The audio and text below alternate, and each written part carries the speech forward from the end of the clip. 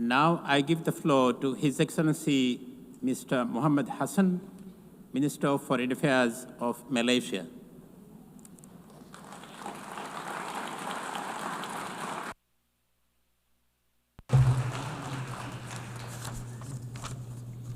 Bismillahirrahmanirrahim.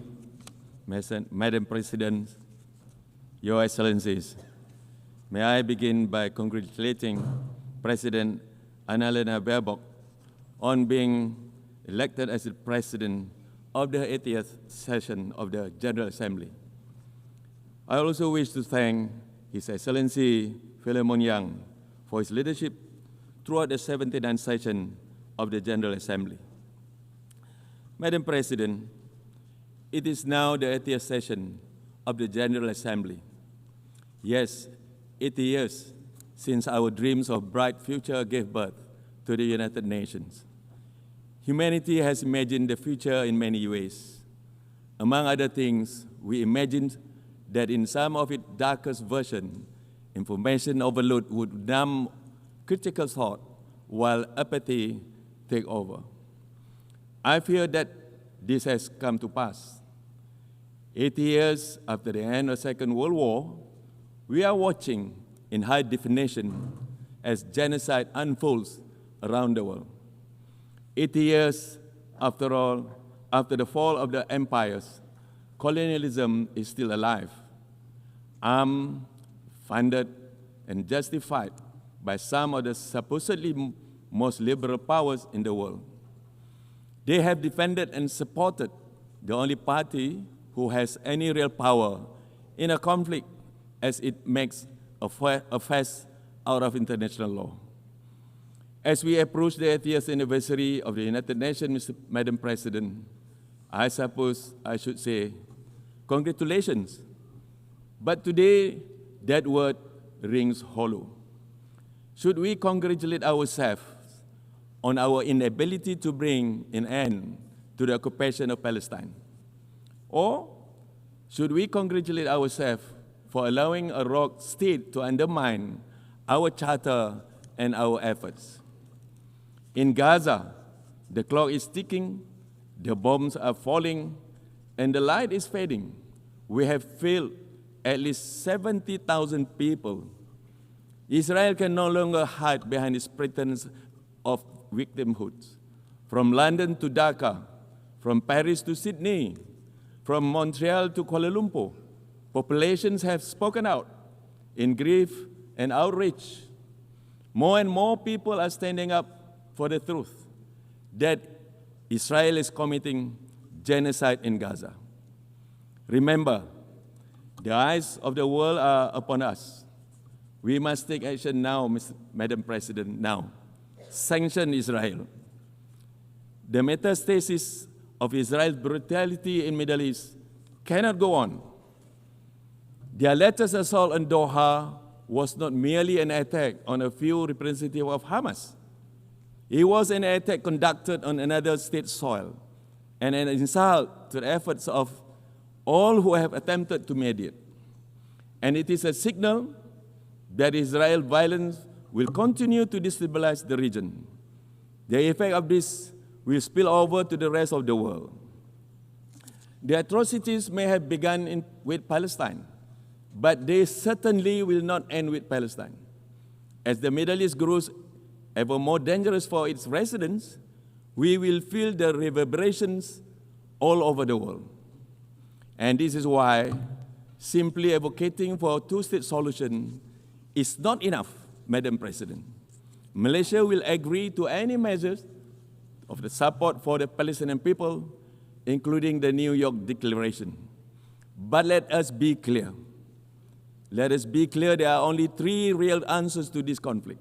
Number one, to take concrete action against the occupying force. Two, to lend our long-term support to the development of a self-governing Palestinian state. And number three, to reform the United Nations and ensure that such a travesty of justice never happen again.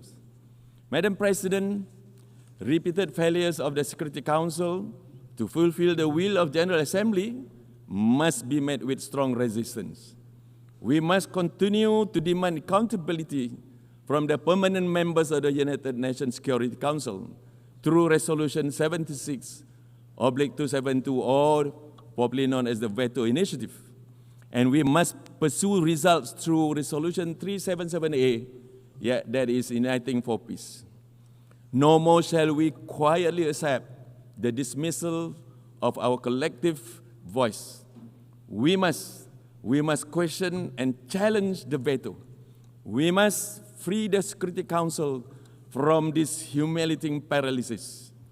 And we must keep the United Nations a relevant and effective international organization and global guardian of peace. Madam President, over the course of our chairmanship of ASEAN this year, Malaysia too has learned of the colossal efforts that peace requires.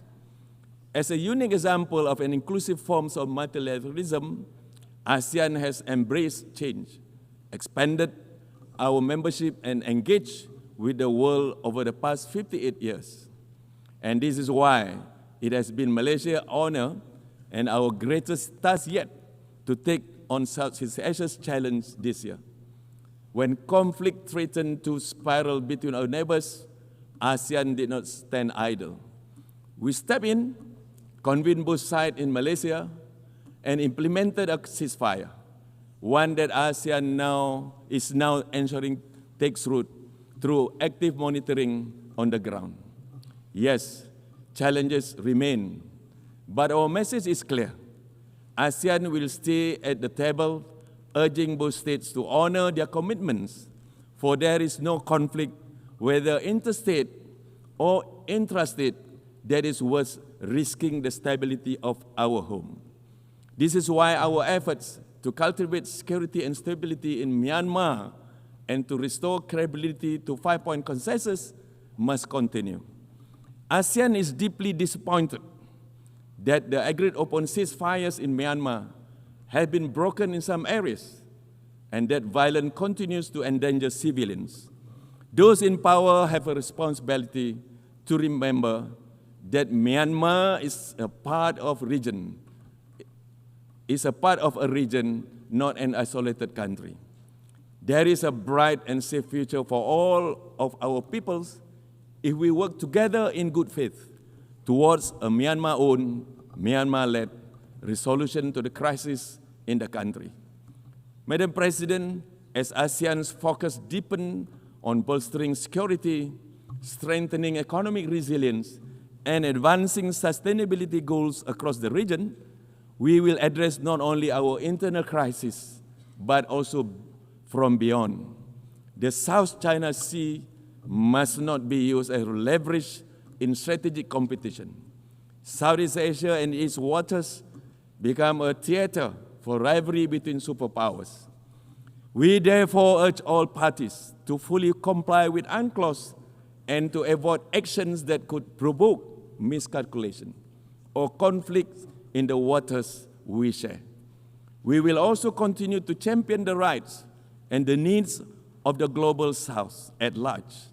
Madam President, for far too long, the global South has borne the brunt of unequal economic policies that marginalize and prevent developing nations from participating fairly in the global economy. And today, the global South faces a staggering financing gap for sustainable development, despite being home to the world's most vulnerable populations. The irony is painful, Madam President. We constitute the world's majority, yet remain unrepresented in decision-making, underserved in development financing, and sidelined in global governance. These imbalances must be corrected. The voices, needs, and aspirations of the global South are not secondary. Remember this: we cannot build a fairer international order without the global South at its center. Malaysia will continue to advocate for dignity, equity, and opportunity for all developing nations. Madam President, Excellencies, the UN has served the world for 80 years, but the world we live is in shifting beyond any recognition from what it was back then. The test that we now face is an existential one, for the question of Palestinians has haunted the UN for nearly its entire life. 80 years of the United Nations and 77 years of the ethnic cleansing of the Palestinians. I cannot emphasize this enough, Madam President. If we cannot resolve this, the citizens of the world will lose faith in us and the international order. Because there is no longer any way to deny that this is modern-day colonization.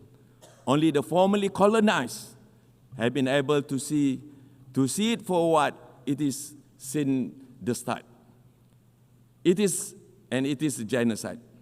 And it is a genocide dressed in the cape of Western tolerance. For us to remain relevant, we cannot move forward on the habits of the past. We must summon the same courage that built this organization from the ruins of war. To conclude, Madam President, Malaysia believes that 3 urgent reforms are key to our survival. First, we must limit, if not abolish, the veto. We must challenge it each and every time that is wielded, particularly in cases of crimes against humanity. Second, authority must flow back to the General Assembly, and the most inclusive body, as the most inclusive body of this House, it should be allowed to serve as the conscience and voice of the world unimpeded. And third, we must redesign global financing mechanisms to ensure transparency and fairness for the Global South. Reform is no longer a choice, it is our imperative. Madam President, to be better together, we must change together. Billions of lives depend on whether we succeed. Madam President, I thank you.